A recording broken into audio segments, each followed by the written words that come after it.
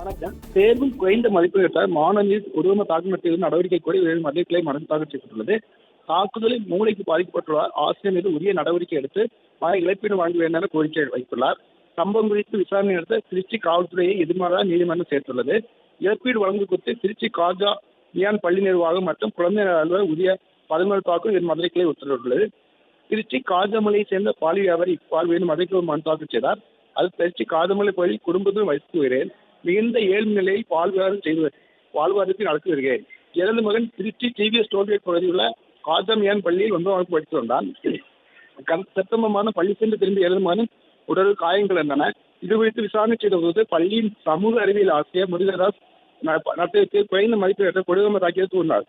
இதைத் தொடர்ந்து அருகிலுள்ள மருத்துவ முதலீடு சிகிச்சை செய்ய ஆனால் இரவு நேரங்களில் என்னை அடிக்க வேண்டாம் அழுதான். இதை மருத்துவமனையில் சென்று சோதித்த பொழுது மூளையில் 70% பாதிப்பு ஏற்பட்டுள்ளது என கூறுகின்றார். கடுமையான செலவு என்ன இது குறித்து நடவடிக்கை என கூறுகின்றார். இந்த வழக்கு நீதிபதி பவானி சுப்ரமணியம் விசாரணைக்கு வந்தது. அப்போது இது குறித்து திருச்சி கேக்கிற காவல் ஆய்வாளர் எதிர்மனதாரர் சேர்த்தும் மாவட்ட குழந்தை நல அலுவலர் உரிய விசாரணை நடத்தி அறிக்கை தாக்கல் செய்து உத்தரவிட்டு வழக்கு விசாரணையை ஒத்திவைத்துள்ளனர்.